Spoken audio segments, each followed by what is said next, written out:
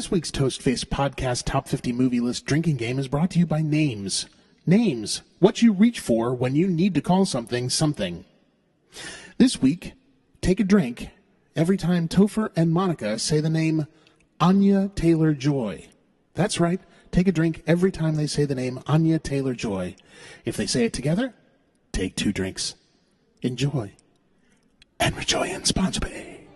All right, do you know what you want to say? I like your butt. That's what I want to say. Good. Toastface Podcast. Toastface. Toastface Podcast. We're gonna pod some cast. Toastface We're Podcast. gonna toast some face. Toastface We're Podcast. gonna pod some cast out. Welcome to the Toastface Podcast. My name is Topher Owen. I'm Monica. Yay. And this is the Toastface Top 50 Movie List Podcast. Is that our official name? I guess so, yeah. The Toastface Podcast, the Toastface Top 50 Movie List Podcast. I don't know what we're called. We talk about movies and shit. Yeah, I think it's just Toastface. Yeah. You plus me equals Toastface. Okay. And this is the Top 50 Movie List.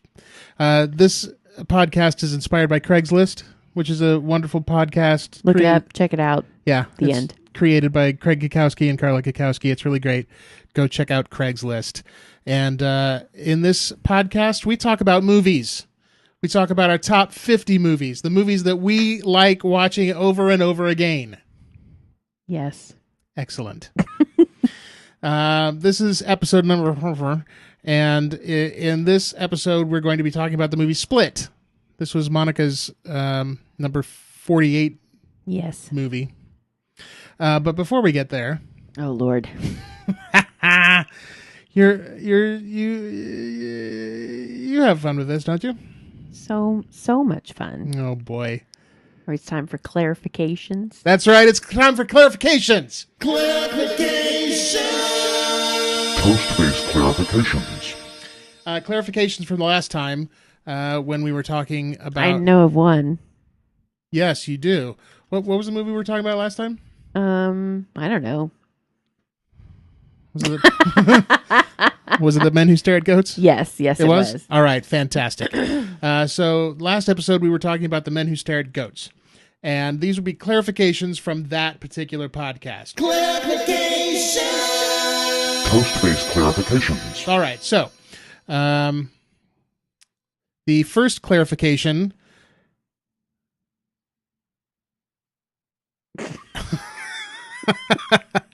The first clarification is that I stated that I got a boner over corrections. That's not true. That's the clarification is I get a semi over clarifications. Toast-based clarifications. It's not a complete boner. Another clarification. Monica and I mangled a Dr. Seuss quote. Oh, we mangled the Dr. Seuss quote. Let me go ahead and clarify that now so I don't have to clarify it next time. I mangled a Dr. Seuss quote because it fit in the time. However, that's a quote from Horton Hatches the Egg, and the actual quote is, I meant what I said, and I said what I meant, an elephant's faithful 100%. Really? You really felt the need to clarify? You knew you weren't saying that correctly, right? Yes, I did know that. So why... What's happening? I'm clarifying my thought process for the audience. Oh, good. If I felt it necessary to clarify myself to myself, I would be insane. Toast-based clarifications. Monica said there was 0 music in our theme song, and the clarification is that there is actually 100% music in our theme song and 0 musical instruments other than the human body. Monica also said, this is our last clarification, Monica said that Split stars Anya Joy Taylor. Wrong. For the second time. It stars... Anya Taylor-Joy. That's right. But in my defense, that's a fucked up name. Whose last name is Joy? No one. except Anya Taylor's. I think it's fake. What are we talking about? I don't know. Talking about Split. So we're talking about Split. What is going on with Split? Tell us what Split is about. Split is a Shamalama Ding Dong movie. M. Night Shyamalan. Yeah. And I enjoy his movies. I know that might not be a highbrow position, but I don't care. I think they're interesting and they're fun. I like the stories that he tells. And this was no exception. And I liked it even more the second time I watched it. It was quite fun the second time. I enjoyed it the first time, and I enjoyed it the second time. Yes, it was good. I have an awkward position with M. Night Shyamalan. Everybody in the world really enjoyed The Sixth Sense, and I went to see it with my friend in the theater, and the theater was packed. And at the end of Sixth Sense, the audience gasped at the surprise reveal, and she and I were just sitting there going, "We already knew what the surprise reveal was." Yeah. Way long before everybody else. And I think that's crazy because that's a movie that I didn't realize what was going on. and I saw it at a time when I still wasn't really watching scary movies.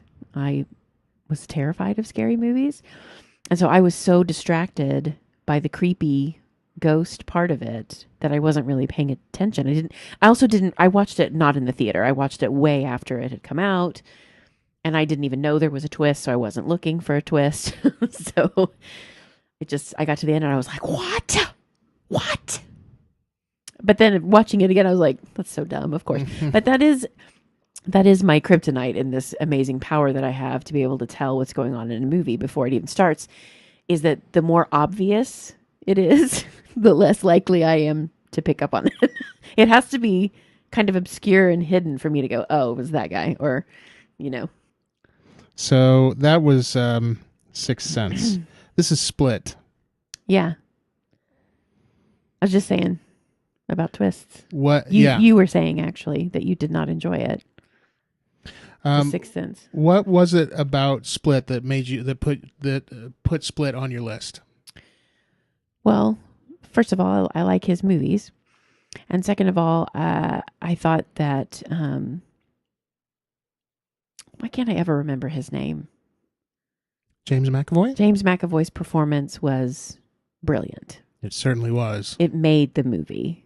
If he had not been as good as he was, I probably would not have been as good of a movie for me to watch. But I thought he was fantastic. I believed every single thing that he did. And I thought it was great.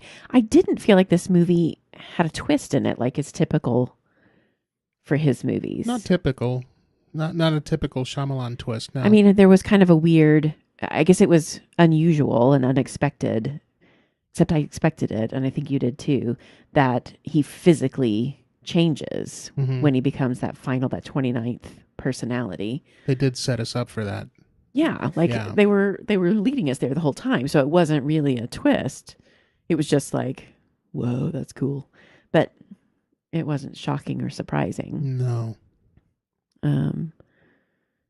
But I thought everybody in the movie did a good job. And who was it? The mom from the 8 is Enough. She's the psychiatrist. Yeah, I haven't seen her since 8 is Enough, I don't think. And she was great. I thought she was really good. I loved the way she talked to him and got him to confide in her and be honest. And she treated all of the different personalities as if they were important and special, and did her best to not raise any alarms. Yeah. Although it didn't work so well in the end. Yeah, for sure. And even the dumb high school cheerleader girls, I thought, did well in their parts. Man, James McAvoy just tore it up, didn't he? He was just really so did. good. Yeah. Every single moment that he was on screen, he was just ripping it up. He was so good. He's the reason to see this movie, for sure. Yeah, definitely. So, of course, I did some research and found that this was sort of considered M. Night Shyamalan's return to form. A lot of people had been saying that he had not been producing movies up to his initial quality. I don't know what that means. The Return to form. The Sixth Sense was generally considered a good movie, and that was kind of his first one. Might have been his actual first one. But then he also did Unbreakable after that, and that was also generally considered a good movie. I enjoyed Unbreakable. But then he had done a couple of stinkers here recently with The Last Airbender, and that wasn't a typical Shyamalan movie, though. The Last Airbender, was it? There were a few others. I never saw it, but there was were bad. a few others that that people were not so happy about, and they were kind of thinking, well, maybe he was done and over.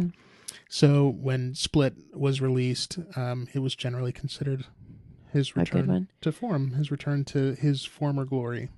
Well, I definitely did not enjoy the movie The Last Airbender. It was fun to look at, but it was not a good movie. It was really, really bad. But that didn't feel like a typical Shyamalan movie. That's another person's story. Sure. Did he just direct it or what? Yeah, he didn't write it. Most of the movies that he directs, he writes. Yeah. And then the other one I know of his that I didn't care for much was The Lady in the Water, which I think I mentioned previously. You have mentioned that one. That I did not love that one as much, but I did really like The Village. That's a great one. I enjoyed The Village quite a bit. Yeah. I thought that one was really good. I also enjoyed Signs. Signs was good. I don't think many other people did enjoy Signs. Really? Like I did. Oh, I thought it was good. And that was another one that didn't have the Shyamalan twist at the end. Not like normal. Yeah, I guess it had a nice button.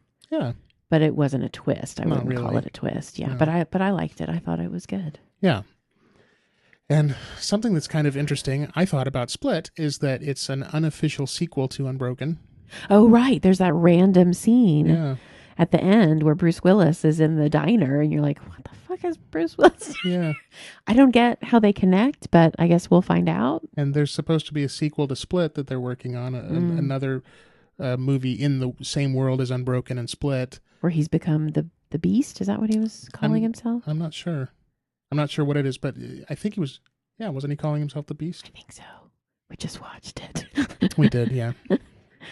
I just thought it was really good. I liked from the very beginning where I guess he knocks out the dad. I guess so. Yeah, they're leaving a party and going out to the parking lot, and they're taking Anya Taylor-Joy home. That was too loud. I didn't realize. Sorry. And the girls get in the car, and the dad's loading the trunk, and then suddenly Anya looks in the side mirror, and their leftover food is spattered on the ground, and James McAvoy is in the driver's seat, and she's freaking. Although I don't understand why she didn't just get out of the car. Yeah. She sat there for a really, really long time. I mean, It would have been a short movie if she'd gotten out of the car. But here's my theory about why she didn't get out of the car. She didn't get out of the car to perpetuate my theory that the first time that I saw it, that everything that was happening is in her head. I remember that. The first time we watched this movie, Topher was almost the entire movie going, she's James McAvoy. She and James McAvoy are the same person. I was convinced. She's the. And I was like, okay, I think I might could go there with you, but I don't know how that's going to work. Like she's in a different room, and the dude's coming in, and it doesn't make any sense. But he was convinced. If you watch it from a typical M. Night Shyamalan position, where he's going to have a twist ending, and a twist surprise at the end, then watch it and think to yourself, this whole thing is happening in Anya Taylor-Joy's head. Yeah. And it works, it fits. Yeah. Up until the part where it doesn't. Yeah. I don't know that I was a fan of her storyline. I'm trying to remember how it ended. Because we kind of find out through the movie that she was sexually abused and is continuing to be sexually abused by her uncle. Yeah. And there's a scene as a little girl where, before you know everything that's going on, but you know enough, she's got him at shotgun point. Yeah, she's holding a gun on 7, 8, maybe. And I'm like, yeah, shoot that fucker. I and really she wanted doesn't. her to shoot him. She didn't do it. Of course, she's a little girl. I can't fault her for that. But now she's a teenager, and she's living with him because her dad died, and he's still abusing her. Mm-hmm. And I think we're supposed to get the feeling at the end of the movie that she tells the police officer. Yeah, I think that's what I got out of it, is that the sort of the positive spin of this whole traumatic incident Yeah. was that she got the strength and was in the physical position to actually tell somebody, Yeah. I'm in danger. Yeah. You need to remove me from this situation. Yeah. Because that's tough. That's tough. When you're in an abusive situation, it can sometimes be really difficult, if not impossible, Yeah. to get out of it. Yeah. So, It is, and it doesn't make sense to anybody outside of you Yeah. why you're staying in it. Yeah. But it is. It's very difficult. There's always more going on than just Yeah. I'm here and I'm being abused, so I Yeah. need to get out. It's always bigger than that. Yeah. So, did you have anything more to say about Split? It was really good. It was fun. Yeah. Something that I saw in my research that was a little bit sad to me, made me cry a little bit. No, not really.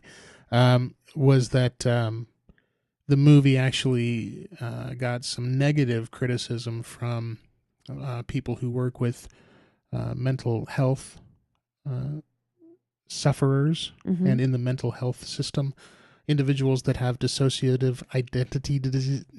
That's a hard one. DID. DID, dissociative identity disease, DID, were negatively impacted by this movie, saying that it perpetuated the stereotype that people with mental illnesses are dangerous and they need to be feared and shot. Sure. Which Sure. is not the case, and I identify with that. I get it, and I don't want anybody to feel like I'm enjoying a movie at the expense of their mental health, Right. or trying to perpetuate a thought that is not the case.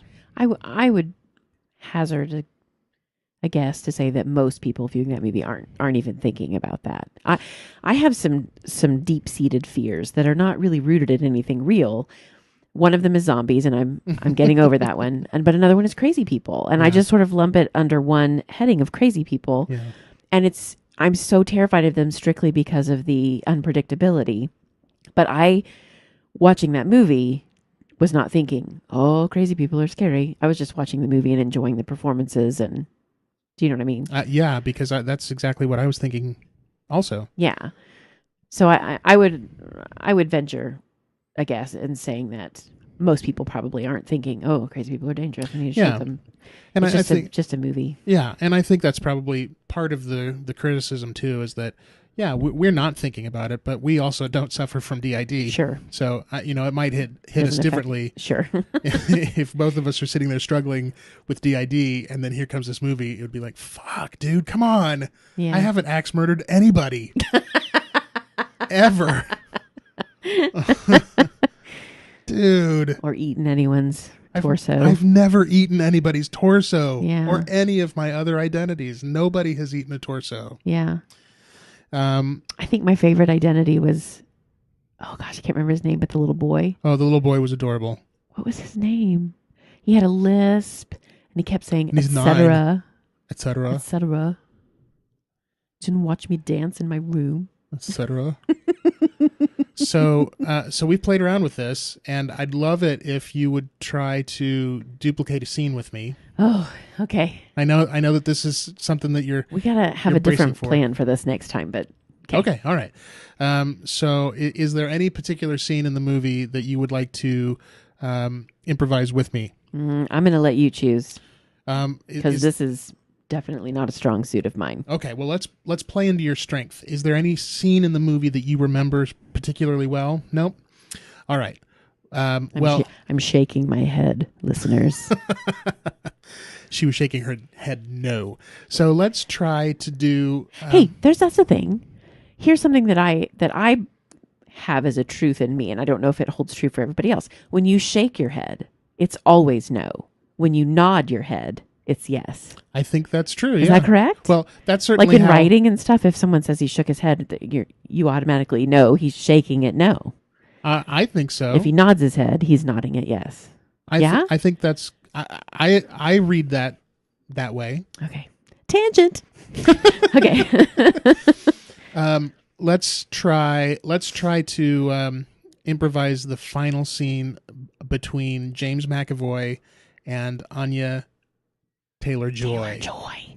where What is the final scene? He's hunting her down, and she is arming herself. I don't remember this. Okay, well, this might not be a good one then. Arming herself with what? The shotgun. Where'd she get the shotgun? I need to watch it again. we literally just watched this movie. So, Oh, out of his locker. yeah. Okay. Yeah, you got it? Well, I mean, sure. We'll be great. One of the founding principles of improvisation is to make your partner look good. So I'm here to make you, Monica, look good. I'm going to make you work for it. not purposefully. So this is Toastface Theater with the final scene. Toastface Theater. That's classy, man. Thanks. I just improvised that. Yeah. It's the final scene of Split. Oh, Oh, girly. I'm a beast, and I'm a manifestation of a whole bunch of bad personalities. Just get away. Just stay away from me. You smell like cookies.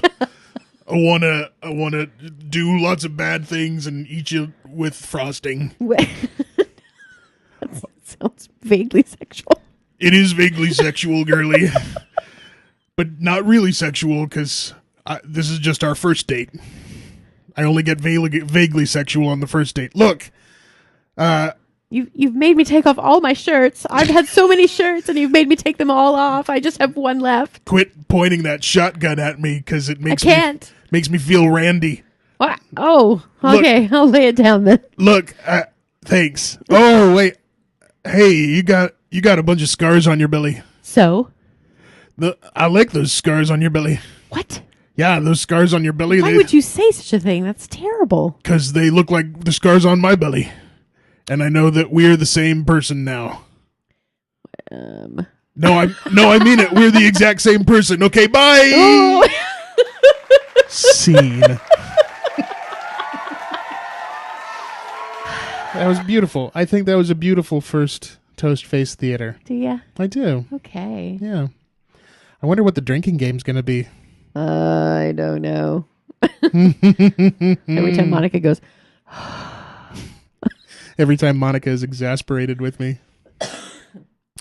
So that was Split. I hope you guys have fun with it. We certainly did. We both enjoyed it. Yeah. yeah, go watch it. If you I haven't seen enjoyed it, give it a watch. Yeah. Absolutely. Give it a look. So, so then we're moving on to my number 48. 48. Yeah, is that where we're Just creeping up the list. We're moving on to my number 48, and my number 48 is Monty Python's Meaning of Life. Oh, good. Whew. Is that okay? Yeah, that's a great one. I haven't seen it in a really, really long time. There's a lot of bush in that. There is. I had That's what I remember. I had a difficult time not choosing the Holy Grail. Why did you not choose the Holy Grail? The Holy Grail, I'm not sure, and I might have made a mistake. You've got so many restrictions on yourself in No, this game. no, it's not a restriction. It's just a choice. I made a choice, and I made it after thinking about it for quite some time and deliberating on it. There's a specific scene in Meaning. So I love both of them. I love all the Monty Python movies and the show. I just think they're hysterical, and they're a revolutionary comedy troupe. Yes, I very much enjoy the Monty Python fellows. Good. And they've been a huge influence on me and my life and my career. And so choosing one of their movies was not difficult. I knew that I was probably going to have a Monty Python movie on here. Is it going to be Holy Grail? Well, that feels like the most natural choice for me. I know that movie backwards and forwards. And when I sat down and thought about it, am I going to be more excited about somebody sitting down and watching Holy Grail with me, or somebody sitting down and watching Meaning of Life with me, thinking about watching it with you? And for me, I got more excited thinking about watching The Meaning of Life with you than the Holy Grail with you. Okay. And I think it's because the Holy Grail has sort of become like your favorite stuffed animal for me. Okay. It's an amazing movie, and I don't care who likes it, and I don't care who's there. When I'm watching that, I just sort of want to curl up with it and say all the lines with it, and I know everything about it, and I don't care about who's sitting next to me. With Meaning of Life, there's going to be at least one point in that movie where I turn to you and I go, "Oh my God, look at what's happening!" There's one specific moment in that I used to quote all the time, and I still will, which is sort of like, "Would you like to live deliciously?" Which is so much fun to say.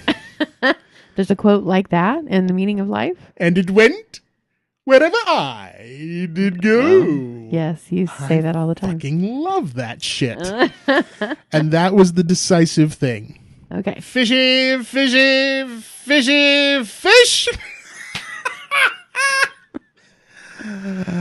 So be prepared for that for next time. And until then, this has been the Toastface Podcast. Woo! The end.